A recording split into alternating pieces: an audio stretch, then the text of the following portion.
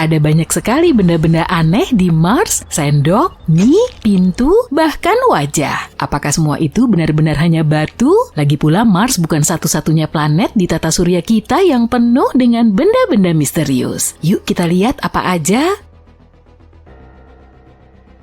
Baru-baru ini kita menemukan benda aneh di Mars yang tampak seperti benda halus mirip sendok. Benda ini menarik perhatian semua orang setelah kendaraan penjelajah Curiosity milik NASA melihatnya. Batu dengan pegangan dan ujung yang membulat itu tampak seperti mengambang dalam foto yang diambil oleh rover. Orang-orang di internet bingung tentang benda apakah itu. Ada yang bercanda bahwa itu adalah pin bowling Mars atau bahkan sendok sepatu yang ditinggalkan oleh makhluk luar angkasa.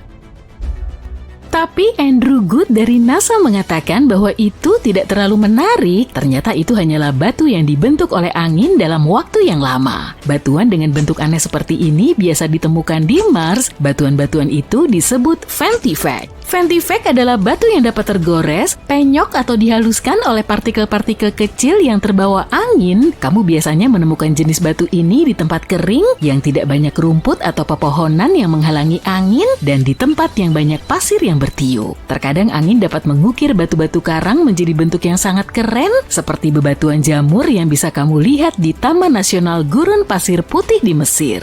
Bebatuan ini terlihat seperti jamur raksasa karena angin mengikis bagian bawahnya lebih cepat daripada bagian atasnya sehingga membuatnya berdiri tegak dan ramping. Vantivac bukan satu-satunya batuan Mars yang keren. Lihat aja rangkaian paku-paku surrealis yang menonjol dari permukaan merah ini. Kendaraan penjelajah Curiosity milik NASA menemukannya saat menjelajahi kawah gel di Mars. Paku-paku itu dengan cepat menarik perhatian semua orang. Struktur meliuk-liuk yang menyerupai paku itu tampak seperti pintu dari luar angkasa.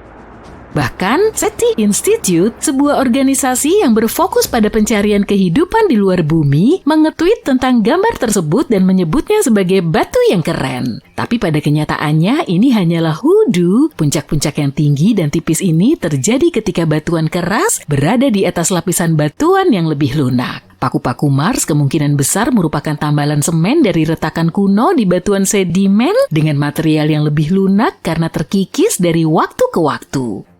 Tapi di bumi juga ada banyak hoodoo, biasa disebut juga cerobong peri atau batu tenda. Kamu bisa menemukannya di tempat-tempat seperti Bryce Canyon di Utah dan dataran tinggi Colorado. NASA sangat tertarik dengan struktur aneh ini karena dapat membantu kita mempelajari lebih lanjut tentang sejarah kawah gel.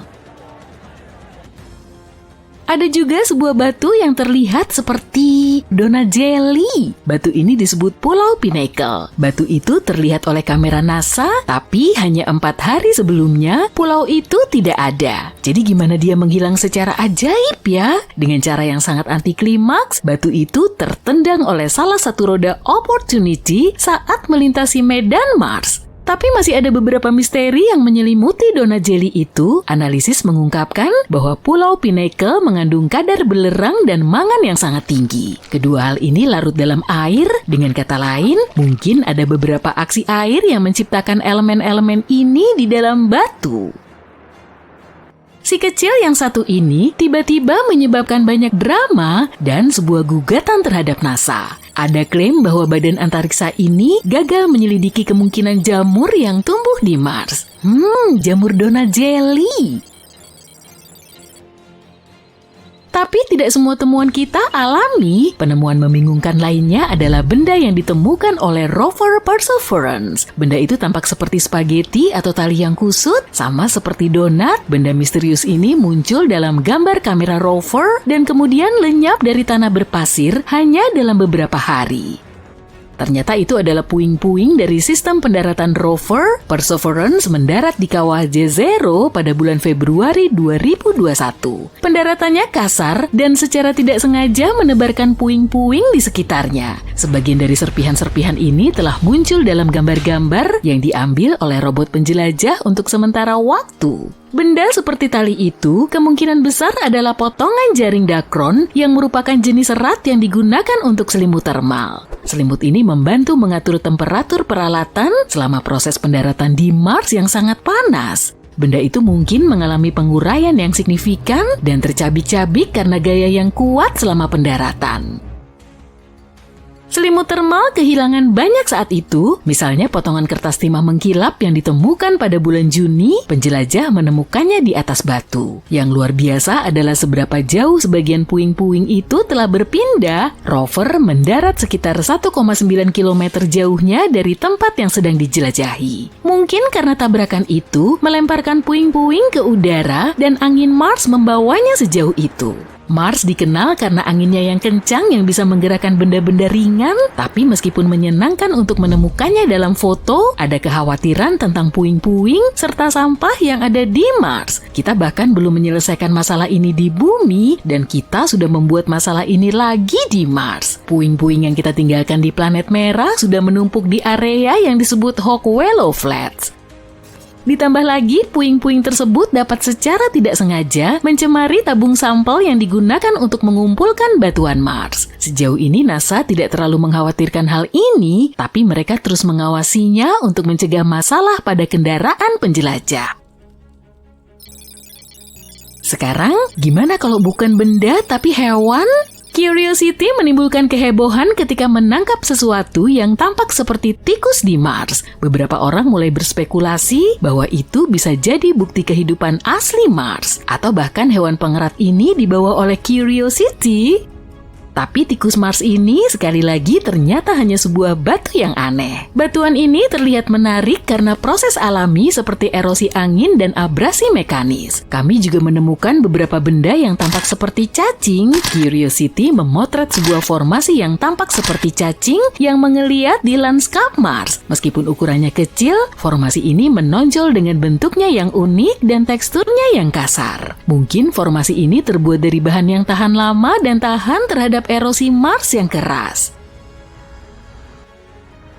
Dan akhirnya, temuan misterius teratas kita adalah wajah di Mars. Cydonia adalah sebuah wilayah di Mars yang telah menarik perhatian, baik secara ilmiah maupun populer. Cydonia terletak di belahan utara Mars. Wilayah ini berada di antara daerah berkawah di selatan dan daerah yang relatif datar di utara. Ada teori yang mengatakan bahwa dataran utara mungkin dulunya adalah dasar lautan, mungkin Cydonia dulunya merupakan daerah pesisir. Tempat ini penuh dengan fitur-fitur menarik dan indah yang memberitahu kita banyak hal tentang sejarah planet merah. Tapi fitur yang paling menarik adalah wajah Mars. Benda ini mendapatkan perhatian luas ketika dijepret oleh pengorbit Viking 1 pada tahun 1976.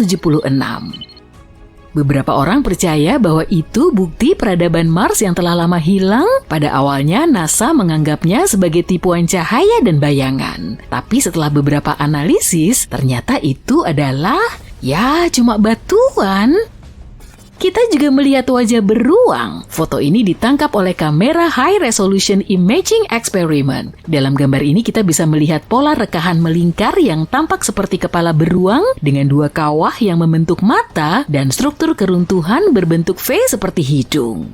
Kepala ini kemungkinan terbentuk karena sesuatu yang berat mengendap di atas lubang tua di tanah. Lubang ini terisi dengan lava atau lumpur, dan fitur yang mirip hidung ini diduga merupakan lubang vulkanik atau lumpur. Tapi kenapa kita terus melihat hal-hal aneh di Mars ya? Kadang-kadang otak kita bisa menipu kita untuk melihat sesuatu seperti wajah atau objek di bebatuan, juga benda-benda lainnya. Tapi itu hanya ilusi yang disebut pareidolia. Pareidolia adalah fenomena psikologis yang membuat kita melihat pola atau bentuk yang sudah dikenal, terutama wajah, padahal sebenarnya tidak ada. Ini karena ketika otak menemukan sesuatu yang tidak dikenali atau dimengerti dengan segera, otak akan mencoba menemukan hal-hal yang paling mirip. Jadi otak melihat pola, tekstur, atau suara acak sebagai sesuatu yang bermakna dan dapat dikenali. Itu sebabnya kursi dengan pakaian di atasnya tampak seperti sosok manusia yang sangat menyeramkan di malam hari. Hal ini juga menyebabkanmu melihat wajah atau bentuk di awan, atau mendengar suara yang dapat dikenali, atau bahkan kata-kata dalam kebisingan acak. Ini adalah bukti yang menarik dari kekuatan persepsi kita, tapi kita juga harus berhati-hati dengan hal itu ya. Jangan biarkan imajinasi kita menjadi tidak terkendali. Ia menatapmu dan kamu menatapnya. Sebuah mata raksasa yang kayak menarik kamu ke dalam jurang. Kamu melayang di atasnya dalam helikopter antariksa. Tapi takut kayak apapun, kamu tetap harus menjalankan tugas. Jadi, kamu turunin helikoptermu ke permukaan planet merah. Betul, di sanalah kamu, di Mars. Tapi pertama, kamu luangin waktu buat mengingat semua yang kamu tahu tentang planet keempat dari matahari itu. Mars adalah planet dalam terakhir, yaitu planet-planet yang ada di sabuk asteroid. Ini juga disebut planet terestrial karena tersusun atas batuan dan logam. Atmosfer Mars jauh lebih tipis dibanding bumi. Atmosfer itu mengandung 95% karbon dioksida dan cuma 1% oksigen. Dengan kata lain, jangan sampai kamu mikir mau lepas helm. Tapi kamu nggak boleh buang-buang waktu. Kamu mendarat di permukaan planet dan berada di dunia berwarna merah kecoklatan. Syukurlah kamu memakai pakaian antariksa. Tempat itu dingin membeku. Termometer yang dijahit di lengan bajumu menunjukkan minus 62 derajat Celcius. Saatnya melangkah untuk pertama kali di permukaan Mars.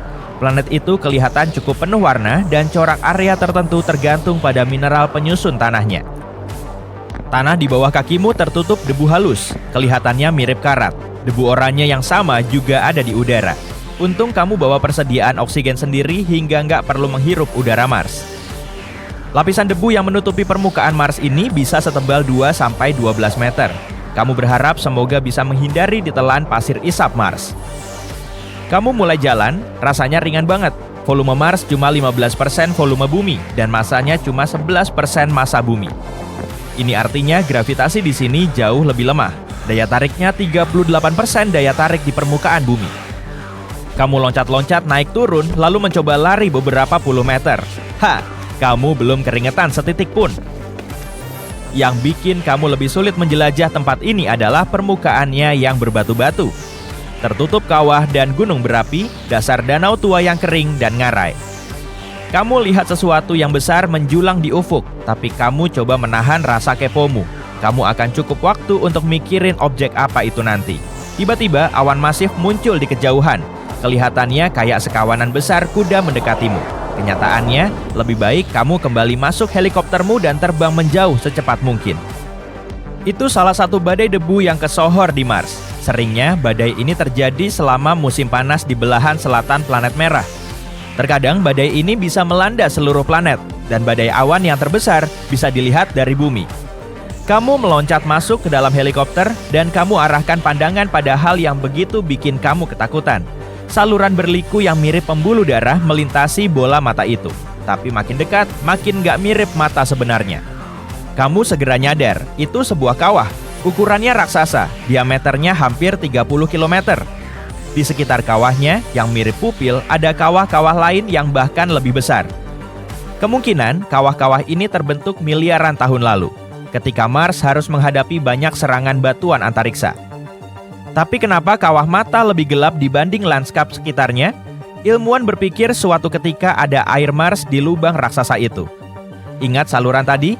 Kemungkinan saluran itu dulu dialiri air. Dan karena terisi air, ini mencegah beberapa bahan dan mineral dari terkikis. Nah, ingat sesuatu yang menjulang di ufuk? Saatnya kita menjelajahinya. Kalau sudah dekat, akan kamu sadari kalau ini adalah gunung berapi perisai terbesar di seluruh tata surya, Olympus Mons. Diameternya lebih dari 595 km, yang hampir seukuran dengan negara bagian Arizona. Kamu miringin kepala. Wow, tinggi gunung itu 25 km. Gunung ini juga dipagari oleh tebing-tebing setinggi 6 km. Untuk bayangin ukuran gunung berapi ini, yuk kita bikin beberapa perbandingan. Gunung berapi terbesar di bumi adalah Mauna Loa, menjulang sekitar 4,02 km di atas permukaan laut dan membentang sejauh 120 km. Kedengaran mengesankan. Tapi volume Olympus Mons sekitar 100 kali lebih besar Mauna Loa. Gunung raksasa Mars bisa menelan seluruh rantai kepulauan Hawaii dari Kauai sampai Hawaii. Tapi kenapa gunung berapi ini begitu besar? Mungkin ini hasil gravitasi permukaan bawah dan angka erupsi yang lebih tinggi. Atau mungkin karena kerak planet merah yang lain banget dari kerak bumi. Keadaannya statis. Di planet kita, kerak tersusun atas 15-20 lempeng tektonik yang bergerak. Ketika lempeng-lempeng ini bergerak di atas titik-titik panas yang memproduksi lava, gunung-gunung berapi baru terbentuk dan yang sudah ada jadi padam. Karena itu, lava bisa sampai ke permukaan melalui banyak lubang. Tapi di Mars, keraknya nggak terpecah jadi sejumlah lempeng tektonik kayak di bumi. dan lava nggak bisa melakukan apapun kecuali menumpuk dalam satu gunung berapi yang besar sekali. Nah, gimana kalau kita lebih mendekat lagi ke gunung raksasa ini? Tapi begitu kamu melangkah keluar dari helikopter di tanah Mars, tanah di bawahmu mulai berguncang. Itu gempa Mars. Tapi gimana itu bisa terjadi, sedang Mars nggak punya lempeng yang bergeser dengan aktif? Para spesialis dari NASA yakin gempa Mars terjadi saat energi di dalamnya tiba-tiba dilepaskan. Ini menimbulkan retakan dalam kerak planet itu. Satu sentakan kuat lain dan salah satu retakan semacam itu terbuka pas di depanmu. Kamu jatuh ke tanah, takut mau bergerak. Tapi semua segera jadi tenang. Kamu tunggu beberapa menit cuma untuk memastikan dan berdiri. Wah, lihat, ini kesempatan sempurna buat menjelajah bagian dalam planet merah. Retakan itu cukup lebar untuk dilewati robot riset khusus. Kerak planet itu tipis dan tersusun atas batuan basal vulkanik. Mantel yang membalut inti planet tersusun atas silika tebal, oksigen, dan mineral lain. Mungkin kamu bisa bandingkan ini dengan pasta gigi batuan lunak. Mantel Mars juga jauh lebih tipis dari mantel bumi. Tebalnya cuma antara 1.300 sampai 1.770 km. Adapun inti planetnya sebagian besar terdiri dari besi, nikel, dan belerang dan lebarnya antara 1.450 sampai 1.930 km. Inti Mars nggak bergerak, karena itu Mars nggak punya medan magnet di seluruh planet. Sayangnya, drone kamu tersesat di kedalaman planet merah. Kamu tinggalkan drone itu di sana dan melanjutkan eksplorasimu. Destinasi berikutnya adalah Valles Marineris. Namanya kedengeran kayak nama saus merah Italia, tapi sebenarnya ini sebuah ngarai, atau tepatnya sistem ngarai yang benar-benar luas, yang membentang sepanjang ekuator Mars. Ngarai ini menakjubkan sekali kayak Olympus Mons. Panjangnya lebih dari 4.200 km dan dalamnya lebih dari 6 km. Ngarai ini begitu luas hingga bisa mencakup seluruh kontinen Amerika Serikat dari Samudra Pasifik sampai Atlantik. Yuk kita bikin perbandingan lain. Salah satu ngarai paling kenamaan di bumi adalah Grand Canyon di Arizona. Tapi Grand Canyon 10 kali lebih pendek dan sekitar 4 kali lebih dangkal dibanding ngarai di Mars. Ah, keluarga kosmik yang indah. Perkenalkan, Mars. Kamu pasti sudah mengenalnya. Dua bola kecil ini adalah Phobos dan Deimos, bulan-bulan kecil Mars. Tapi, sepertinya Mars tidak memperlakukan mereka dengan baik. Phobos dan Deimos diyakini sebagai asteroid yang tertawan. Namun, Phobos perlahan bergerak mendekati Mars akibat gravitasi dan diperkirakan akan hancur oleh gravitasi planet ini dalam kurun waktu 30 hingga 50 juta tahun mendatang. Saat itu aku sudah tidak ada. Sepertinya peristiwa ini akan menghasilkan cincin serpihan di sekeliling Mars, mirip dengan cincin Saturnus. Akan tetapi, proses ini merupakan fenomena alam dan bukan tindakan penghancuran oleh Mars. Tampaknya, Phobos sedang terkoyak oleh gaya gravitasi planet merah yang dahsyat. Tapi tunggu, masih ada lagi. Phobos memiliki lekukan-lekukan paralel aneh di seluruh permukaannya. Awalnya, ini diduga berasal dari tabrakan asteroid. Tapi kini para ilmuwan menduga penyebabnya adalah tarikan gravitasi Mars yang sangat kuat. Benar-benar dahsyat. Para ilmuwan punya gagasan menarik bahwa ketika benda langit kecil seperti Phobos berada terlalu dekat dengan benda langit besar seperti Mars, maka benda kecil itu akan meregang ke arahnya. Mereka menyebutnya gaya pasang surut. Phobos diprediksi akan meregang sedemikian rupa hingga ia akan terbelah. Luar biasa kan? Puing-puing dari bulan itu akan membentuk cincin kecil di sekeliling Mars, seperti cincin Saturnus. Sebelumnya, sebagian orang mengira garis-garis loreng di Phobos disebabkan oleh gaya pasang surut, tapi teori itu dipatahkan karena bulan ini terlalu empuk. Tapi sekarang, para peneliti jenius ini melakukan simulasi komputer dan menemukan bahwa kemungkinan ada cangkang keras di bawahnya yang bisa menciptakan lekukan-lekukan di permukaannya. Tapi jangan khawatir, dengan kecepatan yang dimiliki Phobos, ia akan menabrak Mars sekitar 40 juta tahun lagi. Tapi jika gaya pasang surut sudah mengoyaknya, mungkin ia tidak akan bertahan selama itu. Namun kita masih punya kesempatan untuk mempelajari Phobos lebih jauh. NASA baru saja memilih 10 peneliti hebat dari seluruh Amerika Serikat untuk bergabung dengan tim kerja sains dalam misi Martian Moon Exploration JAXA atau yang disingkat MMX. Sebagai ilmuwan yang didukung NASA, mereka akan membantu JAXA menjelajahi 2 bulan Mars, Phobos dan Deimos. Mereka bahkan berencana mendarat di Phobos dan mengambil sampel permukaannya. Misi ini akan diluncurkan pada tahun 2024 dan kita akan mendapatkan sampelnya pada tahun 2029. 7 peneliti yang beruntung akan menggunakan instrumen penerbangan MMX untuk melakukan penelitian. Phobos adalah bulan yang sangat aneh. Diameternya hanya 27 km dan mengorbit Mars pada jarak 6.000 km tepatnya. Jaraknya jauh lebih dekat daripada bulan milik bumi yang membutuhkan 27 hari untuk mengorbit bumi. Tapi Phobos berada dalam spiral kematian menuju Mars dan perlahan jatuh ke permukaan planet ini dengan kecepatan 1,8 meter setiap 100 tahun. Tapi pasti ada alasan kenapa Mars bertindak sekejam itu, bukan? Bagaimana kalau itu semua hanya karena dendam? Oke, bayangkan ini, Mars sedang asik sendiri, panas dan penuh air seperti bumi yang masih muda. Mars memiliki medan magnet yang melindunginya dari radiasi kosmik dan menjaga atmosfernya tetap tebal. Semuanya berjalan baik. Tapi kemudian, setidaknya 20 asteroid masing-masing seukuran negara kecil menghantam Mars dengan sangat keras. Salah satunya bahkan meninggalkan kawah yang lebarnya hampir 3.200 km. Bayangkan bagaimana perasaan Mars yang memiliki 2 asteroid sebagai bulannya setelah apa yang dilakukan asteroid lain terhadap si planet merah ini. Seluruh tumpukan ini seperti pukulan telak ke perut Mars, dan medan magnetnya yang sudah lemah menjadi lumpuh. Inti Mars menjadi sangat panas dan tidak bisa bersirkulasi dengan baik, sehingga tidak ada lagi medan magnet yang melindungi planet ini. Ini seperti kita tidak mengenakan apa-apa di kedalaman Palung Mariana. Kalaupun bisa, kamu tidak akan berdaya, dan kedinginan itulah yang terjadi pada Mars. Jadi, Mars yang malang itu kini kedinginan, tidak terlindung dari sinar-sinar kosmik yang berbahaya. Ini seperti pergi keluar rumah tanpa tabir surya. Bukan ide yang bagus, tapi setidaknya kita bisa belajar dari kesalahan Mars dan memastikan bumi tidak bernasib sama. Mungkin kita harus mulai berinvestasi pada asuransi asteroid. Tapi percayalah, planet merah ini sama sekali tidak jahat. Ia cukup bersahabat.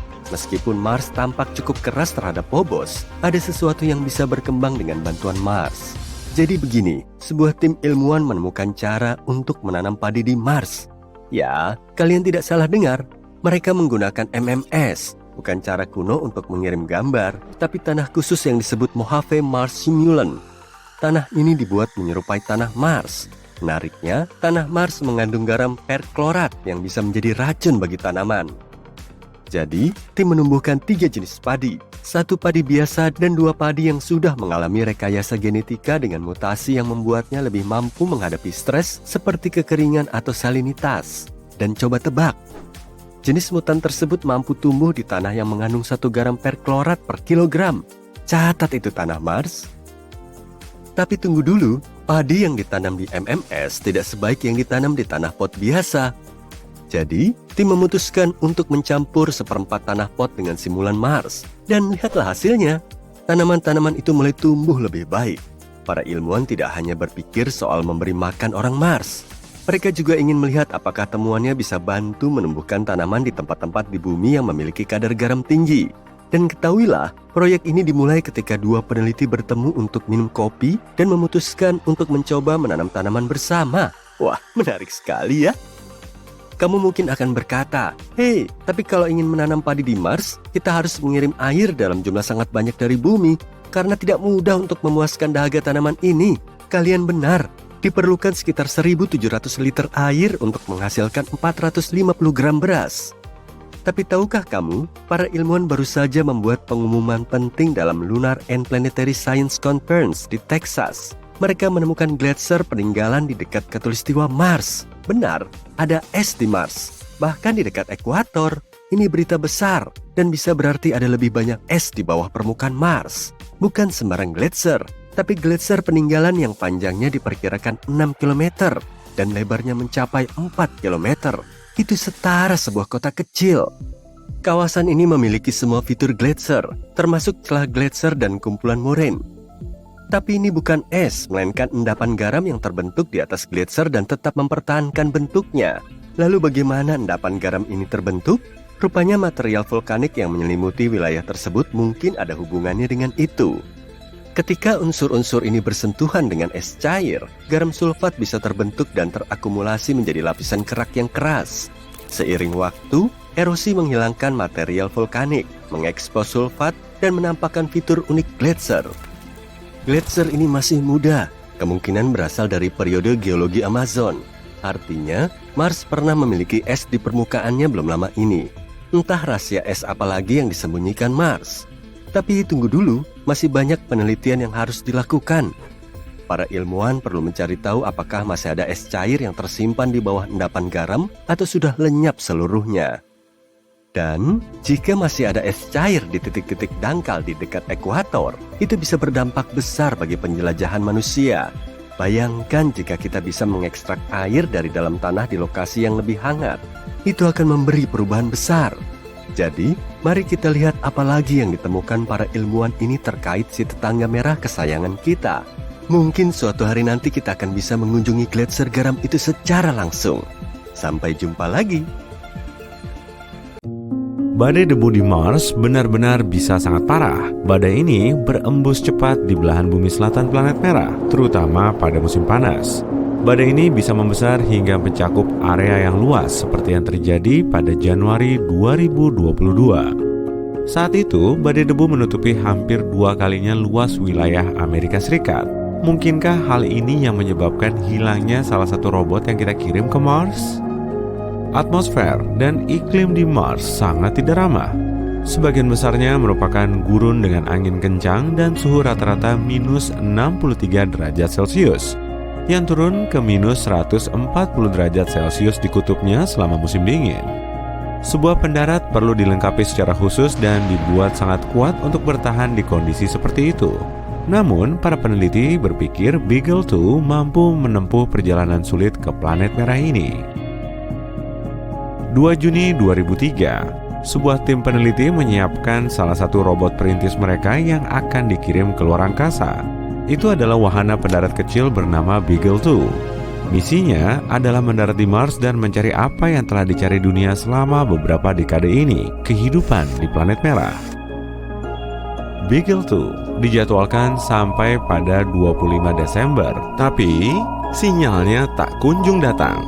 Tim pun mencoba menghubungi pesawat antariksa itu, tapi pada akhirnya mereka harus menerima bahwa mereka tak akan bisa menghubunginya. Beberapa orang menganggap pendaratan itu terlalu sulit dan rumit, jadi pendarat itu rusak. Tapi mereka tak menemukan kesalahan teknis apapun. Yang lain berteori, pendarat itu mungkin terjerat parasutnya sendiri dan jatuh ke permukaan Mars. Mau yang manapun, Beagle 2 dianggap hilang. Namun, pada tahun 2015, NASA memotret sesuatu yang mungkin adalah sisa-sisa pendarat hilang itu. Bukan cuma puing-puing hancur, komponennya benar-benar terlihat utuh. Bangkai pendarat ini tergeletak bersama panel surya yang sudah sebagian terbuka sekitar 5 km dari lokasi tempat pendaratan semestinya. Rupanya, Beagle 2 berhasil mendarat, tapi antena radionya terhalang. Makanya, para peneliti tidak bisa mengendalikannya dari bumi atau berkomunikasi dengannya. Tapi tak ada yang tahu persis kenapa itu terjadi. Apa kamu pernah dengar soal wajah yang ada di Mars? Pada tahun 1970-an, salah satu pesawat antariksa NASA mengambil foto ikonis permukaan Mars yang menunjukkan formasi mirip wajah, seperti yang kamu lihat di bagian atas foto ini. Kalau imajinasimu tinggi, kamu bisa dengan mudah melihat hidung, 2 mata, mulut, dan tatanan rambut yang agak unik. Beberapa bahkan mengira itu adalah monumen yang dibangun di planet merah oleh peradaban lain. Gimana dengan hal unik lainnya yang ditemukan orang-orang di Mars? Seperti kawah wajah bahagia. Kamu bisa lihat kenapa tempat ini dijuluki demikian. Atau batu dalam bentuk pancake, Brachiosaurus, atau ikan. Mars juga punya pulau berbentuk waffle di permukaannya. Ini adalah fitur selebar 2 km yang bisa kamu lihat di area aliran lava. Mungkin ini disebabkan oleh lava yang mendorong formasi ini dari bawah. Tampaknya, para astronom juga mendapatkan beberapa foto bukit pasir biru. Ini adalah lautan bukit pasir gelap menakjubkan yang diukir oleh angin kencang menjadi garis panjang.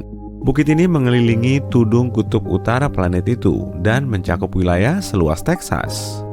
Planet merah biasanya dikenal dengan bukit pasirnya yang berwarna coklat, jadi yang satu ini tentu mengejutkan. Namun, nyatanya bukit ini nggak benar-benar biru. Kalau kamu bisa mengunjungi Mars sekarang, cuma buat lihat-lihat sebentar, kamu akan tahu bukit pasir ini berwarna coklat dan jingga seperti yang lainnya. Foto itu adalah foto dengan warna palsu. Para ilmuwan sering menggunakan warna palsu untuk menyoroti perbedaan dalam sesuatu. Misalnya, di sini perbedaan kedalaman. Selain itu, lembah terbesar di Mars sangatlah besar sehingga bisa memakan Grand Canyon kita untuk sarapan. Ini merupakan sistem ngarai menakjubkan sepanjang 4.000 km yang disebut Via Marineris dan panjangnya 10 kali lipat Grand Canyon. Kalau kamu bisa merentangkan ngarai Mars ini, panjangnya akan membentang dari pantai barat ke timur di Amerika Serikat. Karena Mars nggak punya lempeng tektonik aktif, nggak ada yang tahu pasti bagaimana ngarai ini terbentuk. Satu teori mengatakan, rantai gunung berapi yang terletak di sisi lain Mars, yang ada Olympus Mons-nya, menggeser kerak planet ini dari sisi berlawanan. Kekuatan yang kuat ini menyebabkan retakan di kerak Mars serta mengaktifkan sejumlah besar air yang terletak di bawah permukaan. Air ini kemudian muncul dan mengukir batu itu. Kekuatannya juga mengaktifkan gletser, dan ini mungkin menciptakan jalur baru dalam sistem ngarai raksasa itu. Gunung berapi di permukaan Mars mungkin sudah meletus sekitar 50.000 tahun lalu, meski letusan terkuatnya terjadi 3-4 miliar tahun lalu. Tapi planet ini tidak punya gunung berapi aktif saat ini. Sebagian besar panas yang tersimpan di bagian dalamnya selama pembentukan planet telah hilang. Jadi, sekarang kerak luar Mars terlalu tebal untuk batuan cair bisa mencapai permukaan. Namun dahulu kala, letusan tersebut membentuk gunung berapi raksasa. Dan gunung berapi ini kemungkinan besar memiliki peran penting dalam mencairkan endapan es yang melepaskan banjir ke permukaan Mars. Mars memiliki atmosfer tipis dengan volume gas yang kebanyakannya karbon dioksida, kurang dari 1% volumenya bumi. Tapi 4 miliar tahun lalu, kondisinya jauh lebih hangat dan lembab. Atmosfernya pasti lebih tebal juga saat itu. Itu sebabnya efek rumah kaca yang kuat bisa terbentuk dan menjebak sinar matahari. Mars juga punya medan magnet yang kuat, mirip dengan bumi. Medan magnet Mars terbentuk karena arus logam cair di inti planet. Tapi nggak kayak planet rumah kita. Mars kehilangan medan magnetnya setelah intinya mendingin. Dan tanpa medan magnet itu, planet ini nggak punya perlindungan dari angin surya yang merupakan aliran partikel bermuatan yang mengalir dari matahari. Angin surya menarik sebagian besar atmosfer Mars hanya dalam beberapa ratus juta tahun, kira-kira. Inilah yang membuat badai debu Mars dahsyat tadi menjadi makin hebat. Mars punya sejarah yang menarik. Dilihat dari gletser planet ini, Mars mungkin telah melewati beberapa zaman es sama seperti bumi. Sebuah tim peneliti sudah memotret sekitar 60.000 batuan Mars. Bebatuan ini punya banyak ukuran dan tersebar secara acak, yang artinya mungkin terbentuk selama zaman es berbeda. Gletser juga menyembunyikan ceritanya sendiri. Siapa yang tahu jenis gas, batu, atau bahkan mikrob apa yang mungkin terperangkap di dalamnya? Nah, kalau kamu bisa masuk ke mesin waktu dan mundur ke 4 miliar tahun lalu di Mars, tentunya kemungkinan besar kamu akan melihat pemandangan banjir yang spektakuler. Mungkin ada bentuk kehidupan di permukaan planet ini saat itu. Benturan meteorit kuat yang membentuk kawah gel planet merah ini bisa menjadi sesuatu yang memicu banjir bandang itu. Setelah benturan itu, suhu di planet ini menjadi sangat panas. Hal ini menyebabkan mencairnya semua es yang tersimpan di permukaan Mars pada saat itu. Banjir itu begitu besar hingga mengubah struktur geologis permukaan planet ini. Banjir itu mengukir riak besar serta gelombang di batuan sedimen. Selagi membahas air, diketahui ada uap yang keluar dari atmosfer Mars. Selain itu, para peneliti telah menemukan beberapa bukti air yang mengalir di permukaan Mars. Ada garis-garis gelap di tanahnya. Garis ini terlihat membesar pada musim panas dan menyusut pada musim dingin. Ada banyak lembah kering dan jalur sungai di planet ini. Mungkin saja air cair pernah mengalir di sana. Sekarang, sebagian besar air ini mungkin terkurung di lapisan es atau bahkan tersembunyi di bawah permukaan. Makin banyak hal yang mengisyaratkan bahwa Mars dulunya layak huni. Mars adalah satu-satunya planet yang kita ketahui dihuni robot hidup. 5 wahana penjelajah kita adalah penduduk Mars saat ini. Ada Perseverance, Opportunity, Spirit, Sojourner, dan Curiosity. Robot-robot ini ada di sana untuk mengambil foto, sampel tanah serta udara, dan bahkan menemukan kehidupan di planet merah. Dan kelak, kita mungkin bertemu lagi dengan mereka di Mars. Siapa tahu? Oh ya, kalau kamu benar-benar bisa masuk ke mesin waktu dan mampir ke 4 miliar tahun lalu di Mars, aku mau beliin kamu makan siang sambil membahasnya. Aku yang traktir deh. Bayangkan kamu menjadi salah satu orang pertama yang dikirim untuk menjelajahi Mars. Saat kamu mendekati planet merah, sesuatu yang aneh dan menyeramkan menarik perhatianmu. Di sana, ya di sana. Bukankah itu terlihat seperti kepala beruang mamut? Apa? Atau siapa yang bisa membuat moncong beruang di tengah-tengah kawah? Sayangnya, atau haruskah kukatakan untungnya, gak ada yang misterius dari kepala beruang ini. Itu hanya pareidolia wajah. Itu adalah kecenderungan untuk melihat struktur wajah dalam hal-hal sehari-hari. Tapi berbicara tentang temuan di Mars, haruskah kita mengganti nama fenomena tersebut menjadi beruang idolia? Kamu sudah menduganya kan? Baiklah, coba lihat. Kamu akan melihat bukit berbentuk V yang terlihat seperti hidung. Lalu ada 2 kawah yang terlihat seperti mata. Lalu ada pola rekahan melingkar, kepala yang mengelilingi hidung dan mata. Para ahli menduga bahwa wajah tersebut bisa tercipta ketika endapan mengendap di atas kawah tumbukan yang terkubur. Dan hidungnya mungkin berupa lumpur atau lubang vulkanik dengan lava yang mengeras atau aliran lumpur di sekelilingnya. Bagaimanapun, kawahnya memang terlihat seperti wajah beruang, aku akui itu. Namun berkat HiRISE, kamera Mars Reconnaissance Orbiter's High Resolution Imaging Science Experiment, salah satu akronim NASA yang mengagumkan. Kita bisa melihat kawah-kawah aneh lainnya di planet merah, seperti wajah tersenyum, burung, atau gajah. Pertama, mari kita lihat wajah Mars yang terkenal itu. Gambar ini pertama kali diambil oleh pengorbit Viking pada tahun 1976. Pada waktu itu resolusinya jelas sangat buruk, ditambah lagi pencahayaannya miring. Hasilnya adalah foto yang mengejutkan orang-orang di tahun 1970-an. Wajah yang diukir dari batu menatap ke arah bumi. Apakah itu berarti ada peradaban lain di Mars yang membuat monumen ini? Tidak. Lihatlah foto tempat yang sama yang diambil oleh Mars Reconnaissance Orbiter saat ini. Resolusinya jauh-jauh lebih baik dan wajahnya secara ajaib berubah menjadi bukit biasa. Atau lihatlah Bigfoot mungil ini yang gambarnya diambil pada tahun 2008. Aku bilang mungil karena makhluk ini hanya setinggi beberapa inci saja. Dan ketika foto itu diambil, Bigfoot hanya berjarak beberapa meter dari kamera. Dan di sini seseorang yang penasaran memperbesar gambar di atas batu kecil dan melihat sesuatu yang menyerupai gorila. Begitulah awal mula beberapa orang mulai percaya bahwa ada kera di Mars. Ya, benar. Mari kutunjukkan beberapa contoh makhluk dan wajah imajiner di planet merah. Sebagian besar berasal dari serangkaian gambar yang diambil oleh kamera Themis. Saat ini, kamera ini berada di dalam wahana Mars Odyssey yang hanya membutuhkan waktu 2 jam untuk mengorbit planet merah dan membawa sejumlah instrumen ilmiah penting. Izinkan aku memperkenalkan My Happy Martian kepadamu. Kawah selebar 3 km ini difoto pada tahun 2008. Rantai kawah berikutnya tampak seperti tawon dengan sayap puing-puing tumbukan yang halus. Seluruh fitur ini mungkin diciptakan oleh meteorit yang jatuh pada sudut yang sangat rendah dan pecah berkeping-keping tepat sebelum tumbukan. Apakah kamu melihat mammoth berbulu atau gajah di sini? Aliran lava di salah satu wilayah di Mars meninggalkan gambar ini di tanahnya yang berwarna kemerahan.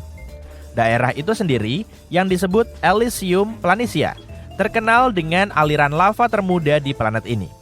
Misalnya, yang tampak seperti mammoth kemungkinan besar terbentuk dalam 100 juta tahun terakhir. Baru kemarin. Mari kita bicara tentang cinta, atau lebih tepatnya simbolnya hati. Apakah kamu menyukai dua hati di permukaan planet merah ini? Yang satu ini sebenarnya adalah puncak Mesa yang dibatasi oleh embun beku. Dan bentuk hati ini adalah kawah tumbukan. Tumbukan itu mengoyak material permukaan yang gelap dan menyingkap tanah yang lebih terang di bawahnya. Kemudian, sebagian materi itu mungkin terbang ke bawah dan membentuk hati.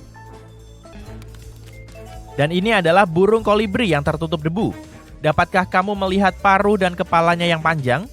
Para ilmuwan gak yakin bagaimana bentuk ini terbentuk, tapi mereka menduga erosi dan angin berperan dalam pembentukannya. Endapan bukit pasir yang gelap ini terlihat seperti serigala yang melolong. Dan di sini, dapatkah kamu melihat serangkaian roda gigi yang saling bertautan? Gambar ini terlihat seperti huruf T, kan? Patahan sudut kanan tercipta akibat peregangan tektonik kerak Mars. Menurutmu, apakah kita bisa menemukan huruf-huruf alfabet lainnya di Mars? Kenapa enggak? Lalu bagaimana dengan benda aneh lainnya yang ditemukan astronom di permukaan Mars? Apakah itu pintu ke rumah seseorang? Kendaraan penjelajah Curiosity milik NASA yang mengirimkan foto ini ke bumi. Foto ini menjadi viral karena formasi di sini, lihat, terlihat seperti pintu. Sayangnya, para ilmuwan yang berpikiran rasional dengan cepat mengecewakan kita. Mereka menyatakan bahwa itu hanyalah bagian alami dari bentang alam Mars. Ada beberapa petunjuk yang membuat mereka berpikir bahwa itu bukan pintu yang sebenarnya. Misalnya, bukaannya sangat kecil, hanya setinggi 1 meter. Mereka yakin bahwa apa yang terlihat seperti pintu sebenarnya adalah sebuah lubang di batu yang dibuat oleh kekuatan alam, seperti angin dan erosi. Kalau kamu melihat batuan lebih dekat, kamu mungkin akan melihat strata, yaitu lapisan lumpur yang menonjol karena lebih keras daripada material di sekitarnya. Lapisan-lapisan ini menukik di sini, di sebelah kiri, dan sedikit lebih tinggi di sebelah kanan. Lapisan-lapisan ini kemungkinan muncul sekitar 4 miliar tahun yang lalu di sungai atau bukit pasir yang tertiup angin. Sejak lapisan-lapisan itu mulai terlihat, angin Mars yang sangat kuat mengikis lapisan-lapisan tersebut. Dan lihat ini, lihat retakan-retakan itu. Begitulah cuaca batuan di planet merah. Gua kecil ini mungkin terbentuk ketika beberapa retakan melintasi lapisan batuan. Sebuah batu besar yang cukup besar mungkin jatuh karena beratnya sendiri. Dan inilah yang menyebabkan terbentuknya lubang berbentuk pintu. Teori ini cukup masuk akal, karena meskipun gravitasi di Mars nggak sekuat di bumi, tapi masih cukup kuat untuk melakukannya. Selain itu, lihat batu di sebelah kanan bukaan itu. Itu memiliki tepi vertikal yang sangat halus. Pasti itu pelakunya. Mungkin batu itu jatuh belum lama ini. Tapi bukan hanya planet merah yang bisa membanggakan diri karena memiliki formasi yang gak biasa. Mari kita lihat komet ini sebagai contoh. Foto ini diambil oleh wahana antariksa Eropa Rosetta pada tahun 2014.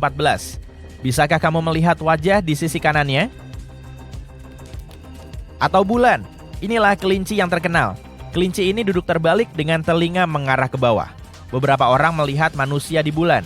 Bisa jadi wajahnya atau seluruh tubuhnya. Kalau seseorang melihat sosok manusia utuh, biasanya terlihat seperti membawa tongkat. Kadang-kadang itu adalah katak. Untuk menemukannya, lihatlah sisi kiri atas satelit kita. Katak itu menghadap ke atas, lihat. Sekarang perhatikan bintang neutron yang sedang berputar.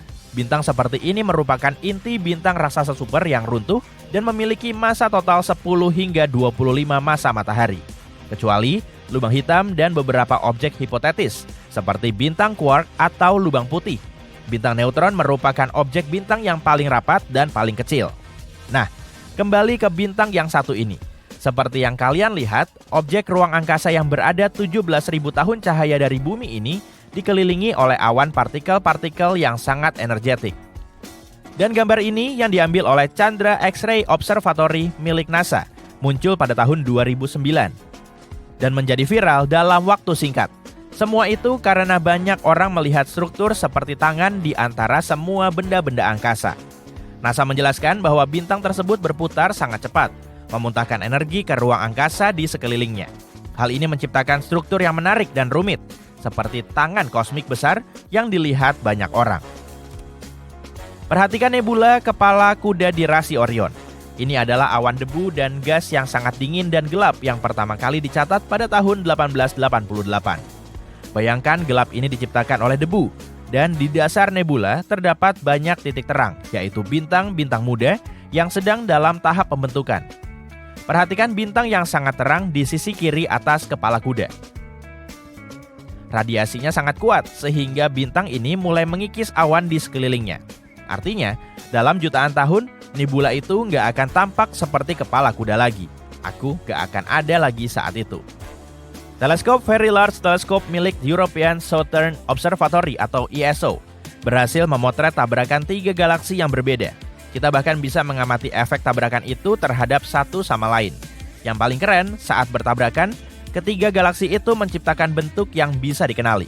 Karena bukankah bentuknya seperti burung kolibri raksasa? Tahu nggak, pada tahun 1970-an, ilmuwan menemukan anomali gravitasi misterius yang disebut penarik besar. Itu julukanku pas SMA. Nah, ini tempat di angkasa yang menarik ratusan galaksi, termasuk Bima Sakti kita. Kamu nggak akan bisa melihatnya karena lokasinya di bagian lain Bima Sakti, yang jauhnya 150 juta tahun cahaya. Penarik besar terletak di arah yang biasa disebut ilmuwan sebagai zona penghindaran. Aku juga punya zona kayak gitu loh, lemari bajuku. Di wilayah ini banyak sekali debu dan gas hingga kita nggak bisa melihat apa yang terjadi. Area itu menghambat sebagian besar cahaya kasat mata dari luar, tapi semua debu dan gas itu nggak menghambat sinar X dan inframerah. Jadi, saat sinar X berkembang di dunia astronomi, akhirnya para peneliti bisa mulai mengamati semua objek di area itu, termasuk kekuatan misterius yang menarik semuanya. Tapi sejauh ini, tak seorang pun tahu apa yang terjadi. Bulan kita mungkin 200 juta tahun lebih muda dibanding perkiraan sebelumnya. Banyak ilmuwan percaya bahwa bulan terbentuk selama tabrakan kuat antara planet kita dengan objek tak dikenal seukuran Mars.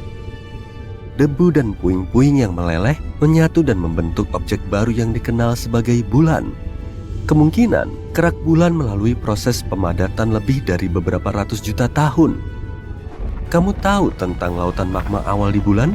Ilmuwan menyadari bahwa hal ini nyata setelah mereka menemukan sejumlah besar mineral ringan bernama plagioklase. Materi ini biasanya mengkristal dan mengapung ke permukaan magma. Tapi umur materi ini 4,36 miliar tahun, yang artinya terbentuk 200 juta tahun setelah materi padat pertama muncul di tata surya kita. Jadi, teori bahwa bulan terbentuk selama tabrakan raksasa kacau ini mungkin benar. Jika suatu hari kamu mendarat di bulan dan meninggalkan jejak kakimu di permukaannya, jejak ini akan tetap di sana selama sejuta tahun. Kamu juga akan melihat jejak kaki astronot lain meskipun sudah selama puluhan tahun. Tak seorang pun yang mendarat di permukaan bulan. Bulan nggak punya atmosfer penuh. Tak ada angin atau apapun lainnya yang bisa menyapu debu dan menghapus jejak kaki itu. Kita melihatnya sebagai titik kecil di kejauhan. Tapi kenyataannya, matahari begitu besar hingga andai matahari adalah bola kosong, kamu bisa mengisinya dengan lebih dari sejuta bumi. Matahari menyusun sampai 99,86% massa seluruh tata surya. Objek besar lain dalam tata surya adalah Jupiter. Jupiter 11 kali lebih luas dibanding planet kita. Sebagai pembanding, bumi bahkan lebih kecil dari bintik merah besar. Badai raksasa ini telah mengamuk di Jupiter lebih dari seabad. Dan tidak, badai ini nggak terikat pada sesuatu yang padat, karena Jupiter adalah raksasa gas. Bintik merah itu kayak badai tropis masif yang berbentuk oval, berwarna kemerahan, dan cukup luas untuk menelan planet kita. Dulu, ukuran bintik merah ini 3 kali luas planet kita. Tapi selama beberapa abad terakhir, ukurannya menyusut juga bertambah tinggi. Adapun Jupiter, raksasa gas ini semacam penyedot debu yang menjaga keselamatan tata surya kita. Gravitasi Jupiter luar biasa kuat hingga bisa menelan komet-komet atau asteroid yang berpotensi membahayakan planet kita. Dalam sistem planet lain, sejumlah raksasa gas mirip Jupiter bermigrasi dari posisi terbentuknya. Planet-planet ini bergerak ke dalam dan mendekati bintang induknya. Dan ketika bergerak, planet ini menelan planet-planet batu kecil. Atau kekuatan gravitasinya yang besar melemparkan planet-planet kecil itu keluar dari sistem bintangnya. Syukurlah bagi kita, gaya gravitasi Jupiter nggak bekerja dengan cara itu. Jika planet-planet mirip Jupiter itu menjauh dari bintang induk mereka, sistem planetnya akan terjaga keamanannya, melindungi planet-planet kecil di orbit dalam. Jupiter misalnya bisa mengubah orbit objek angkasa kecil yang terlalu mendekat ke planet dalam dari tata surya kita. Karena itu, raksasa gas ini adalah penjaga yang baik bagi tata surya kita. Ada lubang hitam supermasif yang berkelana di antariksa dengan kecepatan 4.800.000 km per jam serta meninggalkan jejak puing-puing. Dulu adikku juga suka begitu. Bobot lubang hitam sekitar 1 juta kali lebih berat dari matahari kita yang jauhnya 2 miliar tahun cahaya dari bumi. Lubang hitam ini bermula seperti yang lain dalam galaksi elipsnya sendiri dengan banyak bintang di sekitarnya. Lubang hitam supermasif sering terbentuk dan tetap ada di pusat galaksi. Tapi yang ini menjauh. Satu teori bilang bahwa lubang hitam ini lain karena galaksi tempat terbentuknya mungkin sudah menabrak galaksi lain suatu saat di masa lalu. Jika ini terjadi, kadang beberapa galaksi bergabung jadi sebuah galaksi baru. Tapi kali ini enggak. Alih-alih bergabung, galaksi lubang hitam itu melewati galaksi yang lebih besar jutaan tahun lalu. Galaksi raksasa itu sudah menelan beberapa galaksi lain dalam perjalanannya. Dan karena begitu besar, galaksi yang melingkupi lubang hitam supermasif kita akhirnya terkoyak. Lubang hitam di pusatnya berhasil melarikan diri dengan beberapa bintang di dekatnya. Itu yang meninggalkan ekor menyala di seluruh angkasa di sekitarnya.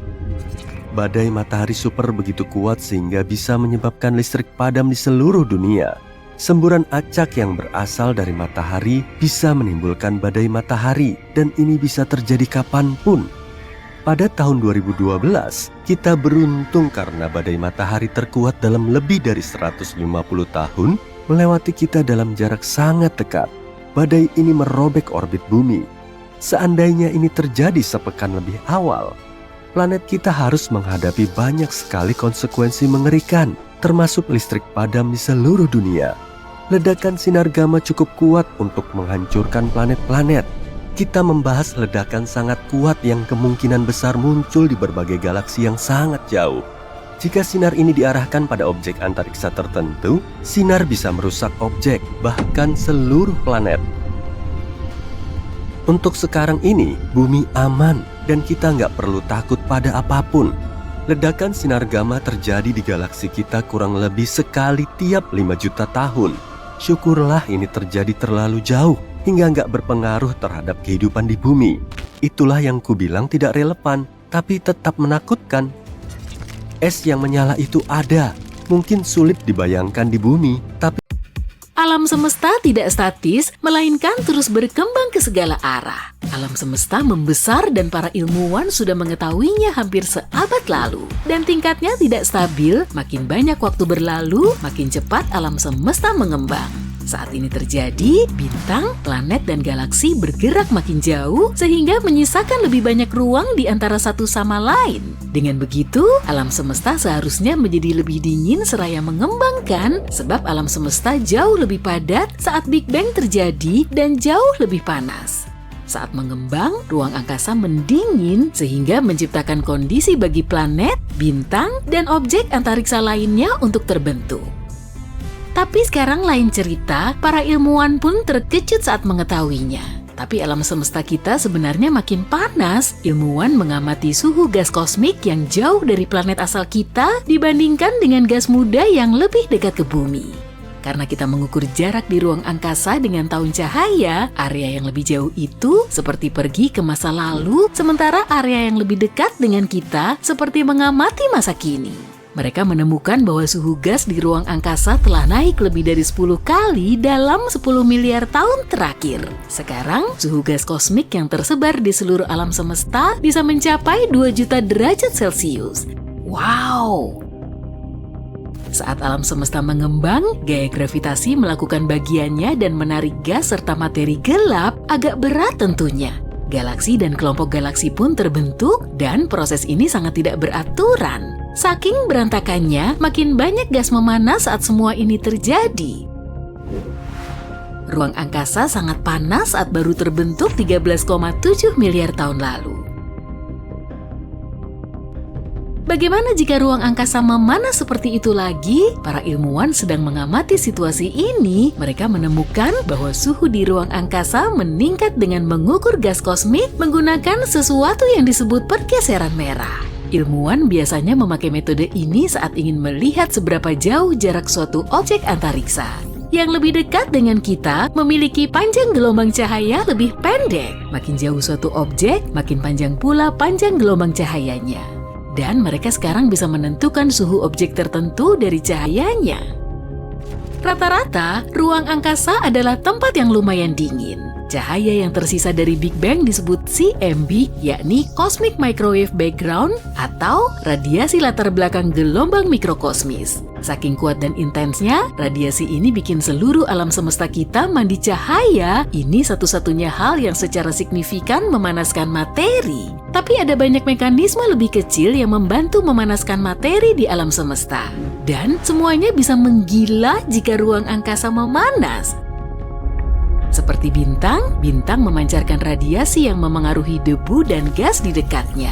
Bintang juga memancar ke seluruh inframerah jauh, dan saat sebuah bintang masih pada tahap awalnya, radiasi yang berasal darinya membentuk struktur protoplanet yang terlihat seperti piringan. Piringan ini biasanya terbentuk dalam satu bidang, dan bintang pusat yang terang menghasilkan gas yang diterangi secara spektakuler ini. Ada pantulan biru dari gas ini.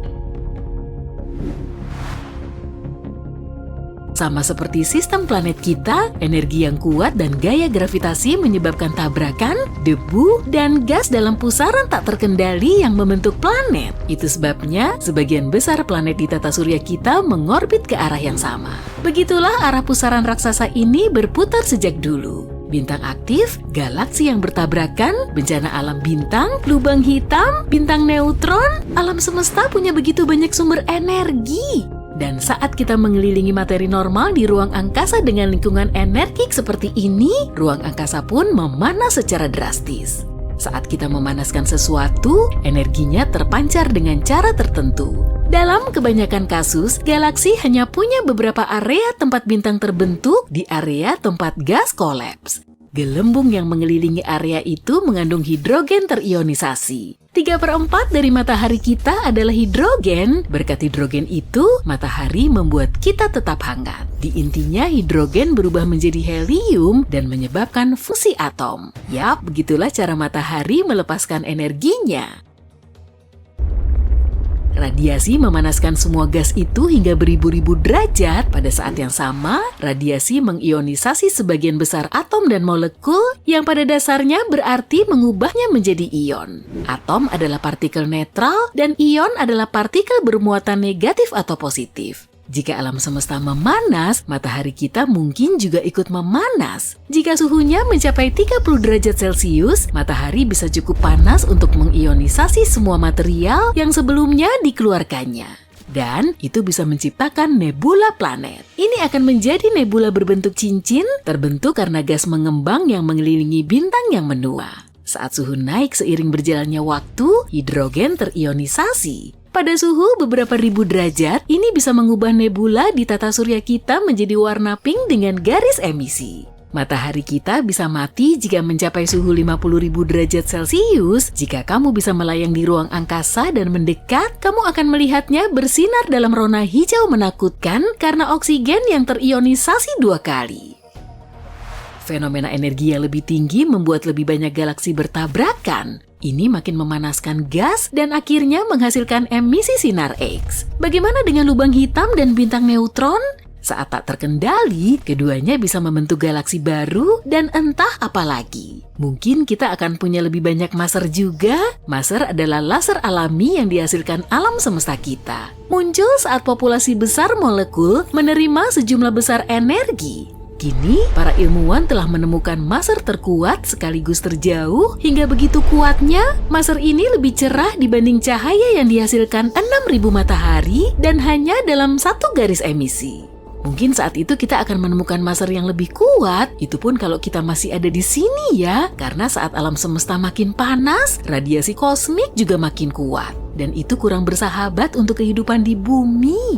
Peningkatan radiasi kosmik bisa membahayakan kita. Tak ada yang tahu apakah kehidupan masih akan tersisa di bumi jika itu terjadi. Atau apakah gaya gravitasi yang kuat akan menarik planet kita juga dan menabrakannya ke planet lain. Tapi mungkin kehidupan seperti yang kita tahu tak akan sepenuhnya hilang. Atau jika itu terjadi, entah bagaimana kehidupan bisa menemukan jalannya sekali lagi, mungkin di masa depan yang jauh. Ada kemungkinan alam semesta kita bisa menopang kehidupan pada tahap awal. Mungkin kamu pesimis ketika membayangkan kekacauan yang disebabkan oleh Big Bang, tapi itu cuma di awalnya. Setelah keadaan sedikit tenang, sisa-sisa bintang besar yang paling awal membentuk planet berbatu. Di tata surya kita, 0,5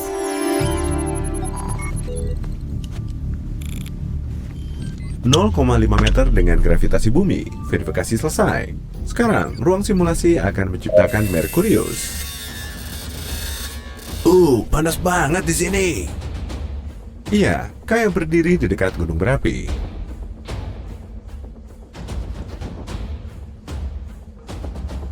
Kamu melompat setinggi 1,2 meter. Kita pindah ke Venus.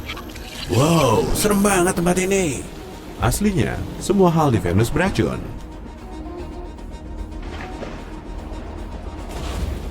Nggak ada bedanya nih. Ya, gravitasi di sini hampir sama kayak di bumi. Kita pindah ke bulan.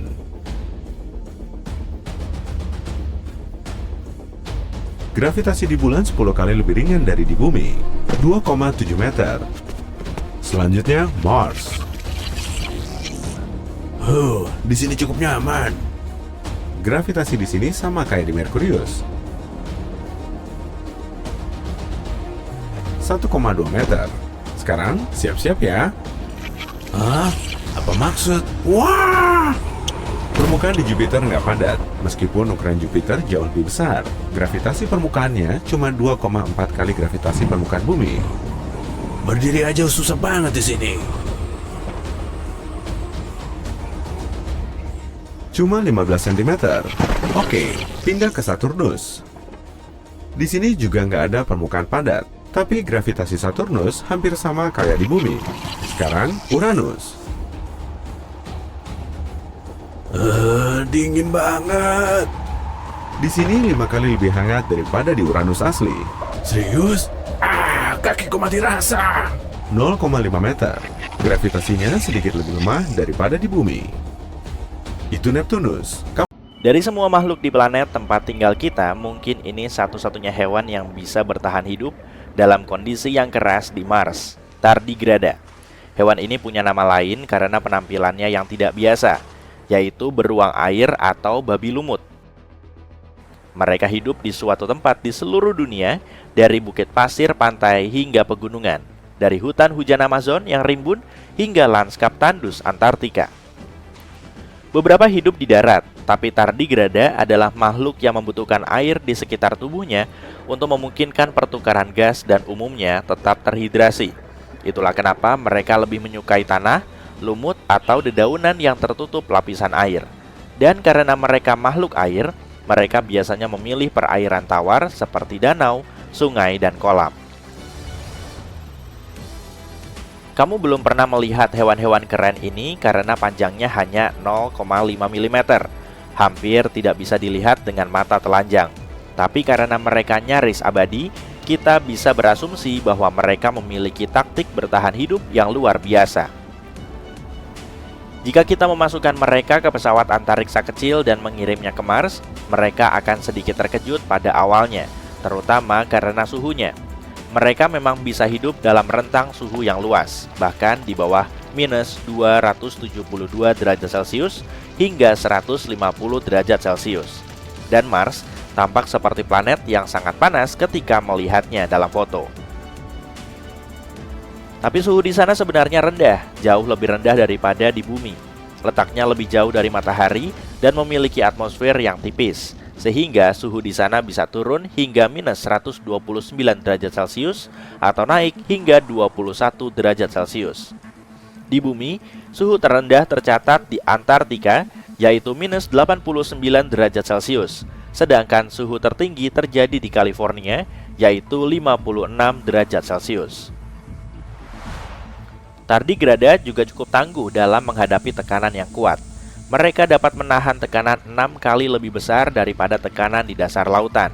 Padahal, untuk setiap 10 meter kamu turun ke bawah permukaan laut, tekanannya menjadi 2 kali lipat. Jadi, pada kedalaman 3,8 km, tekanannya 380 kali lebih besar daripada di permukaan. Dan di bagian paling dalam lautan, tekanannya bisa 1.100 kali lebih besar.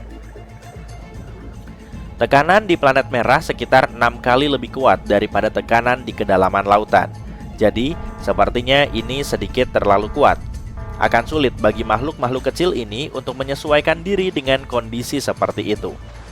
Mereka harus berevolusi selama beberapa generasi untuk menjadi lebih tangguh agar bisa lebih menikmati waktu mereka di Mars. Makanan bisa menjadi salah satu masalah utama mereka. Tardigrada kebanyakan memakan tanaman seperti lumut, ganggang, atau tanaman berbunga, dan mereka senang memakannya bersama bakteri. Beberapa lainnya adalah karnivora yang memakan tardigrada lebih kecil atau organisme mikroskopis lainnya. Mereka tidak akan menemukan makanan seperti ini di Mars, jadi kita harus mengisi pesawat antariksa dengan banyak makanan yang bisa mereka masukkan ke dalam mulutnya yang berbentuk tabung. Sekarang kita sampai pada bagian rumitnya, yaitu air. Saat ini planet merah adalah gurun pasir yang kering dan berdebu. Tapi, lihatlah semua tepian sungai dan delta yang mengering itu. Air pasti pernah mengalir di permukaannya di masa lalu. Sulit untuk memahami kemana semua itu mengalir. Tapi, sangat mungkin sebagian besar air purba itu terperangkap di dalam mineral di kerak planet. Beberapa penelitian terdahulu menunjukkan bahwa sebagian besar air ini telah terlepas ke antariksa ketika radiasi matahari merusak atmosfer Mars. Tapi sebuah penelitian baru menunjukkan hanya sedikit air yang lolos, sehingga sebagian besarnya masih ada di sana, tersembunyi dan menunggu kita untuk menemukannya. Selain itu, beberapa tahun lalu para peneliti menemukan tanda-tanda mineral terhidrasi di lereng planet merah, di mana mereka melihat garis-garis gelap misterius yang tampak mengalir. Hal ini biasanya terjadi selama musim panas karena garis-garis tersebut memudar ketika cuaca menjadi lebih dingin. Aliran yang menuruni lereng bisa jadi merupakan bukti adanya air dalam bentuk cair di Mars. Para ilmuwan juga telah menemukan mineral yang mendukung pendapat ini. Mineral-mineral ini bisa menurunkan titik beku air seperti halnya garam di jalan yang membeku. Karena itu, para ilmuwan menduga ada aliran air asin dangkal di bawah tanah yang menyebabkan garis-garis ini. Tardigrada mungkin memiliki insting yang sangat baik, mengingat mereka bisa bertahan hidup dalam kondisi paling sulit sekalipun. Jadi, mereka mungkin akan menemukan air di Mars jauh sebelum kita. Tapi, kalaupun butuh waktu, mereka masih punya taktik untuk bertahan hidup untuk sementara waktu. Jika makhluk ini kehilangan 99% kandungan airnya, ia bisa bertahan hidup dengan menghentikan sebagian besar fungsi vitalnya. Ia mampu bertahan dalam kondisi seperti itu selama beberapa tahun. Tardigrada dapat menyerap benturan yang sangat kuat yang dapat dengan mudah menghancurkan hewan lain, termasuk kita. Mereka mampu bertahan dari tingkat radiasi sangat tinggi yang bisa menghancurkan manusia. Dan kalaupun kita berhasil mengirim tardigrada ke Mars, itu bukanlah perjalanan pertama mereka keluar angkasa. Pada tahun 2019, sebuah wahana antariksa pergi ke bulan, membawa ribuan tardigrada. Perpustakaan bulan pertama, sampel DNA manusia, dan arsip seukuran DVD yang berisi 30 juta halaman informasi. Idenya adalah untuk membuat arsip dari semua pengetahuan yang telah dikumpulkan oleh umat manusia. Namun, beberapa detik sebelum wahana antariksa ini mendarat, pengendali misi kehilangan kontak dengannya, dan wahana ini menabrak permukaan bulan. Tim bertanya-tanya, apa yang akan terjadi dengan kargo wahana ini? Setelah melalui berbagai diskusi dan analisis, mereka menduga kalau perpustakaan itu selamat, dan yang lebih gila lagi, mungkin tardigrada juga selamat. Mereka berada dalam kondisi dehidrasi, semacam tertidur, sehingga mengerut menjadi bola-bola kecil. Mereka menurunkan metabolisme dan mengeluarkan sebagian besar air dari tubuh mereka, menunggu lingkungan yang lebih baik di mana mereka bisa menjadi diri mereka yang terbaik sekali lagi. Makhluk-makhluk ini dapat bertahan seperti ini selama beberapa dekade dalam kondisi yang sangat keras. Dan ini bukanlah tur ke luar angkasa yang pertama kali dilakukan oleh tardigrada. Pada tahun 2007, sebuah tim ilmuwan mengirim sekelompok beruang air kecil ini untuk mengorbit planet tempat tinggal kita di bagian luar roket selama 10 hari. Mereka melaluinya dengan baik, mengingat ketika roket kembali ke bumi, 68% dari makhluk-makhluk ini masih hidup. Para ilmuwan tidak hanya menaruh harapan pada beruang air ini, mereka terus menguji apakah ada bentuk kehidupan lain yang bisa bertahan di planet merah. Mereka melakukan eksperimen yang disebut Biomax di Stasiun Luar Angkasa Internasional. Mereka mengambil organisme kecil, seperti ganggang, bakteri, dan makhluk lain yang serupa, dan terus mengekspos mereka pada kondisi yang sangat keras di luar angkasa selama 18 bulan. Ini berarti hal-hal seperti perubahan suhu yang sangat besar, radiasi yang ekstrim, dan ruang hampa udara.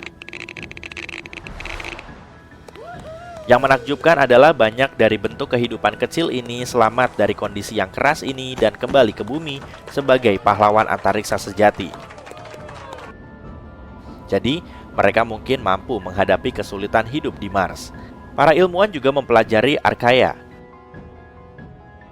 Mereka adalah mikroorganisme purba kecil yang telah hidup di air laut yang asin di planet kita selama lebih dari 3,5 miliar tahun. Beberapa kerabat mereka dari kutub utara juga bertahan hidup dalam kondisi mirip di antariksa. Tapi, kehidupan di Mars tidak harus benar-benar baru. Miliaran tahun yang lalu, planet merah itu mungkin mirip bumi. Kemungkinan besar Mars memiliki air, dan air adalah salah satu bahan utama untuk kehidupan. Para ilmuwan meyakini organisme kecil yang disebut metanogen mungkin pernah hidup di sana. Mereka bersembunyi di bawah permukaan agar tetap aman dari radiasi yang keras. Organisme ini bisa saja menghirup hidrogen dan karbon dioksida dan mengembuskan gas metana. Namun, karena mereka menghirup hidrogen yang merupakan gas rumah kaca yang kuat pada masa itu, mereka mungkin telah mendinginkan planet ini secara berlebihan. Jadi, ada kemungkinan mikroba-mikroba purba ini masih ada di suatu tempat di sana, terperangkap di dalam es jauh di bawah permukaan. Mereka mungkin sedang tidur nyenyak, menunggu kondisi yang lebih baik untuk bangun, atau ada teman baru yang keren dari bumi. Bagaimana kamu mempersiapkan diri untuk perjalanan jauh? Kamu mungkin mencari rute di Google Maps atau menonton panduan perjalanan di YouTube. Atau mungkin kamu bertanya kepada seseorang yang pernah ke sana. Tapi bagaimana kalau kamu menuju ke tempat yang belum pernah dikunjungi manusia? Iya, maksudku tetangga kita si planet merah. NASA merencanakan misi ke Mars pada akhir tahun 2030-an atau awal tahun 2040-an. Itu masih terlalu jauh di masa depan, jadi gimana kalau kita mulai bersiap-siap sekarang? Ini tidak sejauh dari yang kamu duga. Para astronot pemula menghabiskan setidaknya 2 tahun untuk berlatih agar bisa pergi ke luar angkasa. Untuk setiap jam yang mereka habiskan di luar angkasa, mereka harus menghabiskan 10 jam di bumi. Pelatihan ini hanya berlaku untuk berjalan-jalan di luar angkasa dan stasiun luar angkasa internasional. Sejauh ini sekitar 600 orang telah pergi ke luar angkasa. Tapi manusia belum pernah menginjakan kakinya di Mars. Bepergian ke planet ini akan membutuhkan pelatihan yang berbeda. Adakah wilayah di bumi yang sangat mirip dengan Mars? Para astronot misi Apollo dilatih di Nevada. Disinilah Neil Armstrong dan rekan-rekan astronot lainnya merasakan bagaimana rasanya permukaan bulan. Tapi Mars berbeda dengan bulan. Mars memiliki gravitasi dan atmosfer. Dalam aspek ini, Mars mirip dengan planet kita, tapi hanya ada di satu negara, lebih tepatnya Islandia. NASA menggunakan pulau di ujung utara Eropa ini sebagai tempat uji coba untuk misi Mars 2020. Dan misi ini tidak melibatkan pendaratan manusia di planet merah kok. Hanya sebuah robot penjelajah kecil yang mencari tanda-tanda kehidupan. Tapi robot berteknologi tinggi ini masih butuh latihan. Yuk kita lakukan sedikit uji coba sendiri, bandingkan bentang alam di Mars dan Islandia. Apakah kalian kesulitan menemukan perbedaannya? Bagus, artinya para ilmuwan telah memilih tempat latihan yang ideal untuk misi Mars mendatang.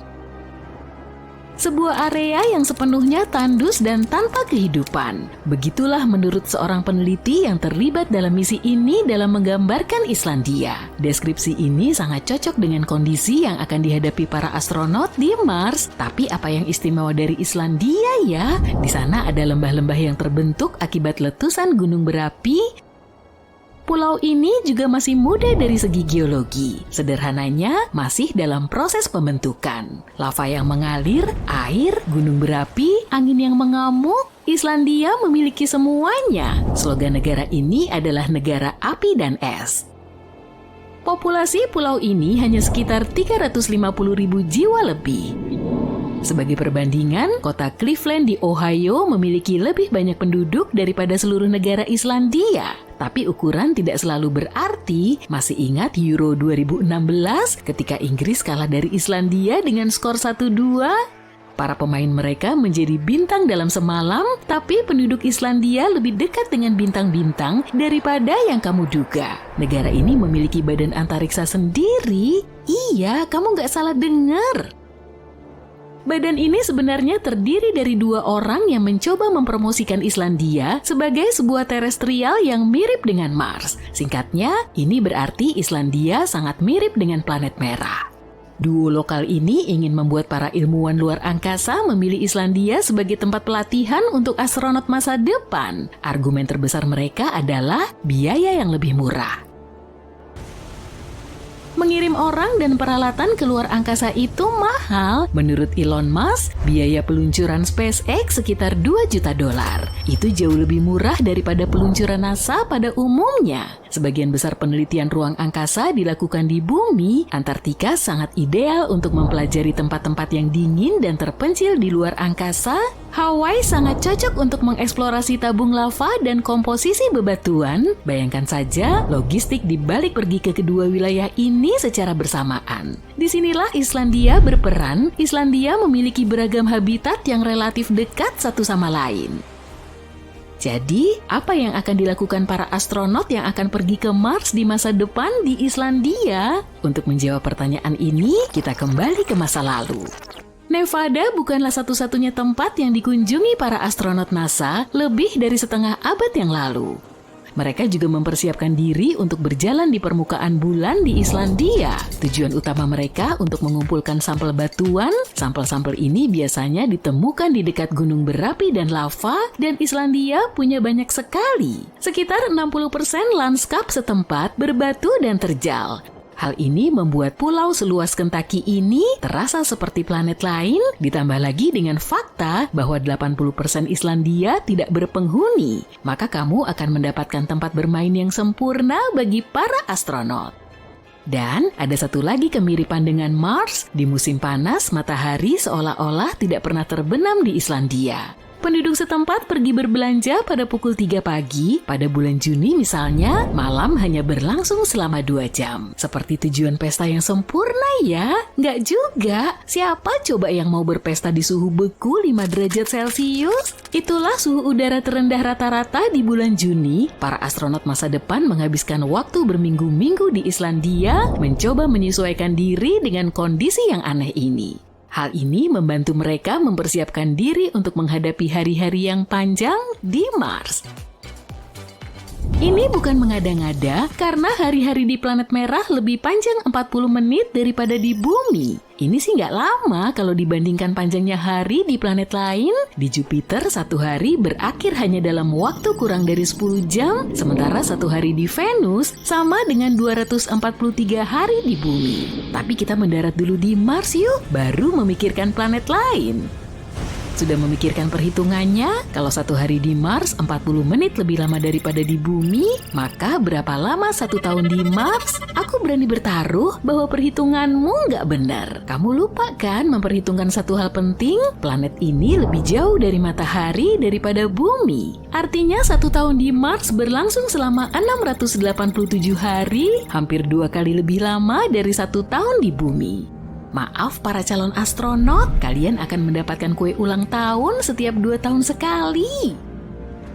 Ada satu lagi hal minus dari planet merah, beneran minus. Suhu rata-rata planet ini adalah minus 60 derajat Celcius. Bikin iklim Islandia terasa seperti di daerah tropis ya. Terlepas dari kondisi cuaca yang ekstrem ini, para ilmuwan percaya bahwa air pernah mengalir di Mars. Di mana ada air, di situ ada kehidupan. Itulah sebabnya para ilmuwan NASA menurunkan rover kecil di tengah-tengah kawah yang mereka duga dulunya adalah sebuah danau. Disinilah peluang terbesar untuk menemukan bukti kehidupan.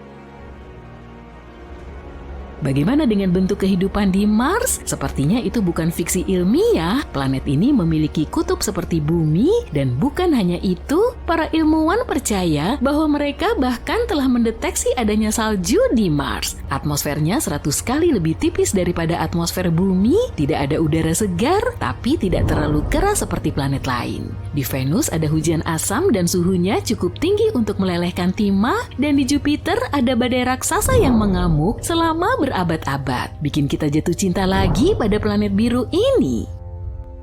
Bahkan Islandia terdengar menyenangkan sekarang. Kamu mungkin jadi ingin belajar bahasa Islandia. Kalau berhasil, maka kamu bahkan bisa membaca Norse kuno, bahasanya orang-orang Viking. Kamu akan tahu 100 kata untuk kata angin saja. Ini akan sangat berguna karena kecepatan angin di pulau ini bisa mencapai 64 km per jam. Di tempat terbuka, kamu harus berpegangan pada pagar atau rambu-rambu untuk bisa tetap berdiri. Iklim Islandia akan membuatmu berpikir 2 kali sebelum pindah ke sana, tapi bagi para astronot, utamanya yang sedang mempersiapkan diri menuju dunia lain, tempat ini sangat cocok.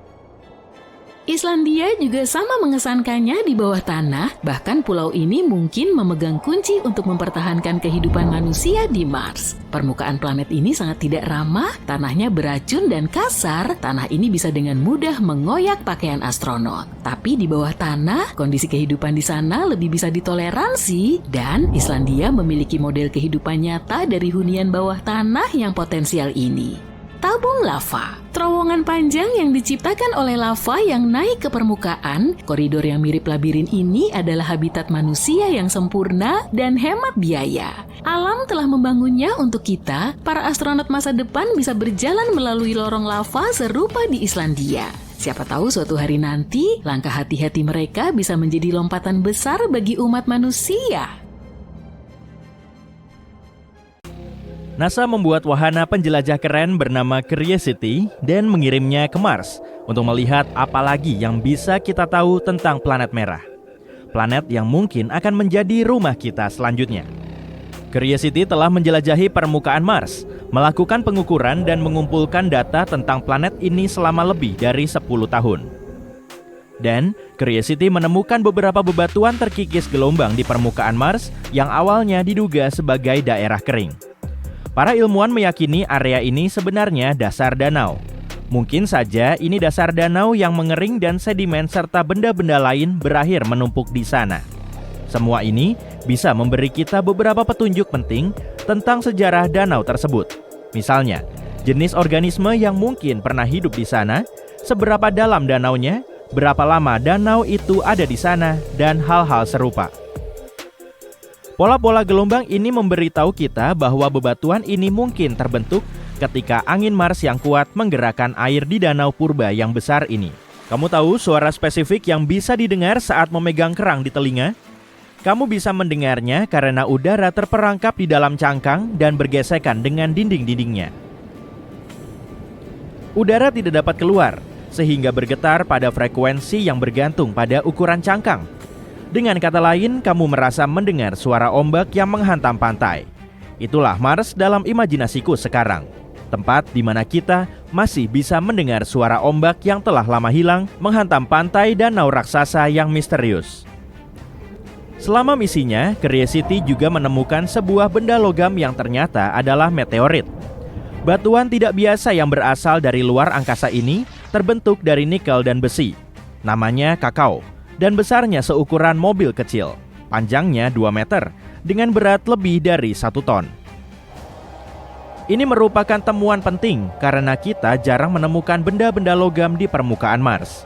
Sebagian besar batuan di sana terbentuk dari basal atau material vulkanik lainnya, sehingga bongkahan logam itu bisa memberitahu lebih banyak tentang sejarah dan terbentuknya Mars. Ditambah lagi, logam ini sangat menonjol. Permukaan Mars berwarna merah karena oksida, sedangkan kakao tampak metalik dan berwarna abu-abu gelap. Bongkahan logam ini juga berbentuk bulat dan halus, yang berarti pernah melewati atmosfer Mars. Robot-robot lain juga telah menjelajahi Mars, misalnya Mars Reconnaissance Orbiter atau MRO milik NASA yang menemukan bukit pasir berbentuk lingkaran. Bukit pasir biasanya sangat umum ditemukan di planet merah. Bentuk dan ukurannya pun bermacam-macam, tapi bukit pasir yang melingkar seperti ini sangat jarang ditemukan. Bukit-bukit pasir ini terdiri dari pasir berwarna gelap dengan material berwarna lebih terang di sekelilingnya. Dan kerennya, bukit pasir ini tersusun dalam pola khusus mirip jari-jari roda. Bisa jadi, ini karena cara angin bertiup. Kembali ke Curiosity, wahana ini telah menjelajahi banyak hal menarik lainnya, seperti kadar oksigen di atmosfer Mars. Kadarnya berubah-ubah tergantung musim. Ada lebih banyak oksigen di musim semi dan musim panas, tapi penyebabnya masih belum jelas. Dan tentu saja, itu pun tidak cukup bagi kita untuk bisa bernapas di sana. Konsentrasi oksigen di Mars adalah 0,1% atau sekitar 100 kali lebih rendah dibanding konsentrasi oksigen di atmosfer bumi. Atmosfer Mars sebagian besar terdiri dari karbon dioksida dengan sedikit gas-gas lain. Curiosity begitu canggih hingga bisa menganalisis usia batuan yang ditemukannya. Tampaknya, batuan-batuan itu jauh lebih tua dari yang kita duga sebelumnya. Beberapa di antaranya berusia lebih dari 3 miliar tahun. Curiosity juga menemukan molekul organik dalam sampel tanah. Molekul-molekul ini pada dasarnya adalah bahan penyusun kehidupan. Ini tidak langsung membuktikan adanya kehidupan di Mars, tapi menunjukkan kemungkinan adanya kehidupan di Mars di masa lalu. Curiosity menemukan kemungkinan bukti adanya waduk besar air dalam wujud cair di bawah lapisan es di Kutub Selatan, yang mungkin sangat asin dan penuh dengan berbagai mineral. Salinitas yang tinggi ini adalah alasan kenapa air ini bisa tetap cair pada suhu di bawah titik beku. Akan sangat menyenangkan jika ada semacam lautan di bawah permukaan untuk berendam, terutama ketika angin Mars yang ganas tengah mengamuk di permukaan. Dan akan sangat menyenangkan jika ada sesuatu yang dapat melindungi kita dari tingkat radiasi yang sangat tinggi di planet merah. Ada beberapa bahan kimia dan garam yang cukup beracun di tanah Mars, yang bisa sangat buruk bagi manusia. Astronot berpotensi terpapar bahan kimia beracun ini, baik melalui kontak langsung dengan tanah atau dengan menghirup debu yang mengandung garam-garam ini. Selain itu, zat-zat ini juga bisa menjadi masalah untuk menumbuhkan tanaman. Ini penemuan yang sangat penting untuk misi jangka panjang ke Mars, karena para astronot harus bisa menanam makanan mereka sendiri agar bisa bertahan hidup di sana. Hal lain yang mendukung gagasan adanya kehidupan di Mars adalah penemuan metana di sana. Metana merupakan temuan yang sangat penting karena biasanya organisme hidup menghasilkan gas ini. Jadi, dari mana asalnya kalau bukan dari mereka? Pada kenyataannya ada beberapa penjelasan yang mungkin untuk itu. Salah satunya adalah aktivitas geologi dari waduk bawah tanah. Gagasan lainnya adalah meteorit membawa metana ke planet merah. Yang menarik adalah kadar metana lebih tinggi di area tertentu. Jadi, ya, entah apa pendapatmu, tapi aku masih berpegang pada teori bahwa metana itu berasal dari organisme hidup. Ada kemungkinan bahwa gunung berapi di Mars masih aktif. Kita tahu ada banyak gunung berapi yang sudah punah di planet merah. Tapi kita tidak pernah menemukan bukti yang cukup untuk membuktikan kalau sebagian gunung berapi itu masih hidup. Para ilmuwan mempelajari endapan vulkanik dan menemukan bahwa beberapa gunung berapi mungkin meletus sekitar 50.000 tahun lalu. Sebelumnya, semua mengira letusan terakhir terjadi 3 hingga 4 miliar tahun lalu. Andai kita bisa memadatkan sejarah geologi Mars menjadi hanya 1 hari, itu setara dengan letusan yang terjadi sedetik lalu. Jadi, kita tidak akan pernah tahu, mungkin masih ada magma yang menggelegak diam-diam di bawah permukaan Mars. Generasi masa depan yang mungkin akan membangun kehidupan mereka di sana bisa bersenang-senang. Mars berubah menjadi tempat yang dingin dan tandus, sehingga tidak bisa mendukung kehidupan seiring berjalannya waktu. Dan salah satu penyebab utamanya adalah hilangnya atmosfer. Planet merah dulunya memiliki atmosfer yang jauh lebih tebal, mirip dengan atmosfer bumi. Salah satu alasan utamanya adalah medan magnetnya yang relatif lemah. Medan magnet bumi bantu melindungi atmosfer kita dari angin surya, yaitu aliran partikel bermuatan yang berasal dari matahari. Tanpa perlindungan ini, tidak ada yang menjaga Mars dari kekuatan sangat besar ini yang akhirnya mengikis sebagian besar atmosfernya. Faktor lain yang berperan besar dalam hilangnya atmosfer Mars adalah gravitasinya yang relatif rendah. Karena gravitasi Mars lebih lemah daripada bumi, molekul gas lebih mudah lepas ke ruang angkasa. Jadi, Mars mungkin dulunya lebih mirip dengan planet tempat tinggal kita. Tapi dengan atmosfernya yang tipis saat ini, Mars tidak bisa menyimpan panas, sehingga membuatnya sangat dingin dan sangat sulit untuk dijelajahi. Tapi, mungkin lebih baik bagi kita untuk tidak mengunjungi planet merah di masa lalu. Ada cerita tentang banjir besar purba yang mungkin pernah terjadi di sana. Jadi, planet merah mungkin dulunya tempat yang lebih basah dan lebih ramah dibanding sekarang, dengan sungai-sungai yang mengalir indah dan danau-danau menakjubkan, kolam-kolam dan perairan lainnya. Dan beberapa penelitian menunjukkan bukti adanya kanal-kanal besar yang terukir di permukaan planet. Kanal-kanal ini jauh lebih besar daripada yang pernah kita temukan di planet ini. Ini menyeratkan bahwa banjir besar terjadi miliaran tahun yang lalu. Mungkin banjir besar itu terjadi karena berbagai faktor, seperti aktivitas vulkanik, pencairan es, dan pelepasan karbon dioksida dari kerak planet. Banjir tersebut mungkin juga menciptakan beberapa genangan air sementara. Semoga saja ini akan menjadi petunjuk yang lebih menarik untuk menemukan jejak kehidupan mikroba. Bagaimana menurutmu? Bayangkan sebuah dunia di mana lanskap Mars yang merah dan tandus diubah menjadi taman yang rimbun dan hijau. Dunia di mana air mengalir dengan bebas, mengukir ngarai dan menciptakan danau dan lautan. Bisakah kita mencapai dunia seperti itu dengan menuangkan air bumi ke permukaan Mars? Jangan buru-buru mengatakan tidak. Mari kita jelajahi kemungkinan ini.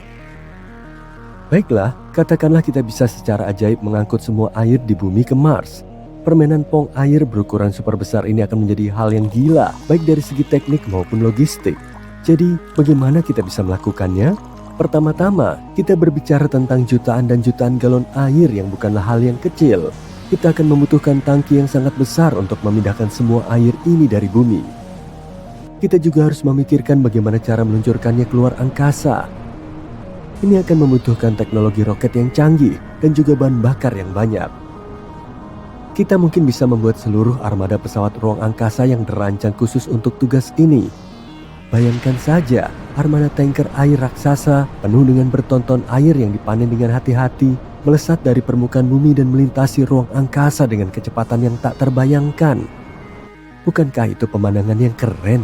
Sekarang cara lain, mungkin cara yang lebih baik adalah dengan meluncurkan sejumlah besar misi yang lebih kecil dari waktu ke waktu, masing-masing membawa jumlah air yang lebih kecil sampai cukup banyak air yang diangkut ke Mars. Jadi katakanlah kita berhasil melakukan semua itu. Apa yang terjadi selanjutnya? Setelah sampai di Mars, kita harus mendistribusikan air ini ke seluruh penjuru planet. Kita bisa menggunakan jaring pipa bawah tanah atau drone khusus untuk mengangkut air ke berbagai lokasi. Ini hanyalah beberapa hal dasar, dan seperti yang kamu lihat, kita sudah membutuhkan banyak perencanaan dan sumber daya. Selain itu, operasi gila seperti ini akan membutuhkan upaya besar yang terkoordinasi dari para ilmuwan, insinyur, dan badan antariksa di seluruh dunia. Dan jangan lupakan biayanya. Tak heran jika para ilmuwan tidak menganggapnya sebagai rencana yang layak. Namun, skala operasi ini bukan satu-satunya masalah. Secara hipotetis, katakanlah kita sudah mengetahui semua itu dan menuangkan air bumi ke Mars. Sekarang apa? Percaya atau tidak, hal itu hampir tidak ada gunanya sama sekali. Tantangan utama kita adalah atmosfer dan iklim Mars saat ini. Mars adalah gurun yang kering dengan atmosfer yang tebalnya hanya sekitar 1% dari atmosfer bumi.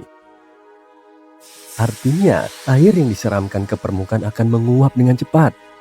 Akan sangat sulit untuk menciptakan lingkungan yang stabil ketika seluruh danau bisa menghilang dalam hitungan detik. Dan jika air tidak menguap, maka sebaliknya air akan berubah menjadi es. Suhu permukaan Mars jauh di bawah titik beku. Atmosfer yang tipis hanya memperburuk keadaan. Tantangan lainnya adalah Mars memiliki medan magnet yang sangat lemah, yang berarti Mars hanya memiliki sedikit perlindungan dari angin matahari. Angin matahari adalah aliran partikel bermuatan yang terus mengalir dari matahari. Angin ini sangat berbahaya. Angin ini bisa melenyapkan air yang ada di permukaan Mars. Selain itu, radiasi matahari di Mars jauh lebih kuat daripada di bumi.